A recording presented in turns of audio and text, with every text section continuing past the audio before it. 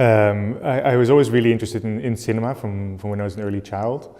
I was, for me, it was a way to escape, to explore, explore new worlds and things like that.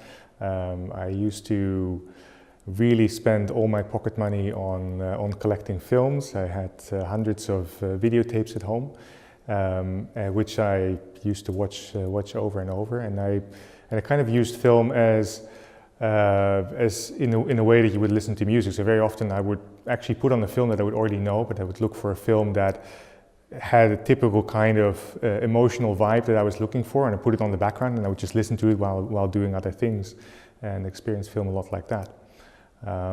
Later I started also working in cinema, but actually making film seemed like something that was very inaccessible accessible to me, because at the time when I was a teenager, there wasn't much available when it came to camera. It was mainly large VHS cameras, which are still very expensive and very poor quality, and I didn't have access to film schools. So I did really try for different ways to kind of express myself creatively, which was mainly through painting, drawing, and later also music. But I decided that to be able to build a career and earn some money, I went more into the direction of science, which seemed much more accessible. So I studied biology and biotechnology.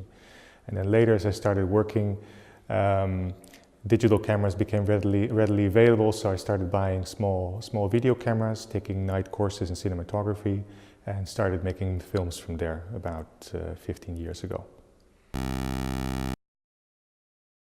I would say two references come to mind. I think one of them is Stan Brakhage.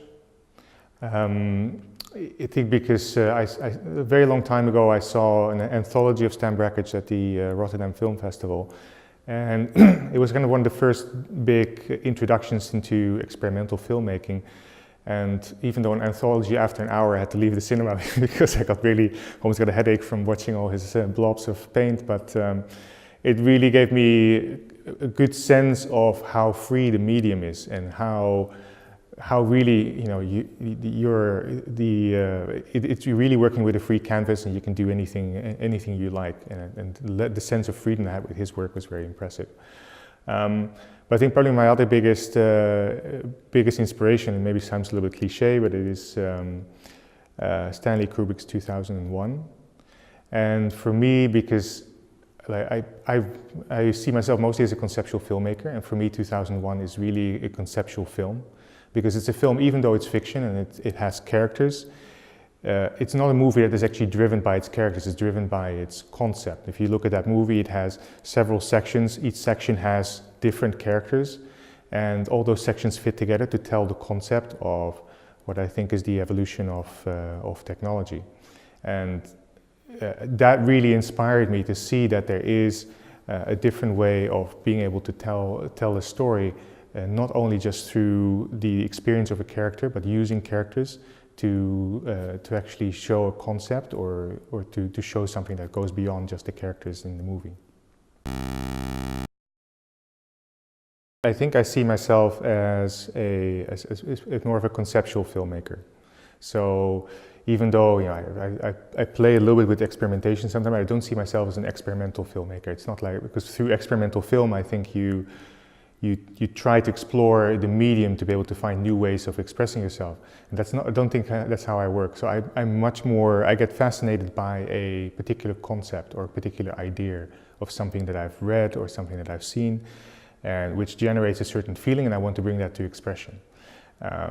And depending on what that is, I think you can express that either through something that is much more like a conceptual film, conceptual experimental film, or something that is much more through fiction.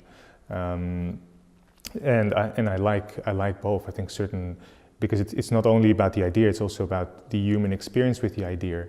And therefore, if I'm looking for that human experience with the concept that I have, it fits more with something that has a little bit more fiction in it. But I would say because I am really focused mostly on the concept, it does kind of push my fictional work also a little bit more in the abstract space.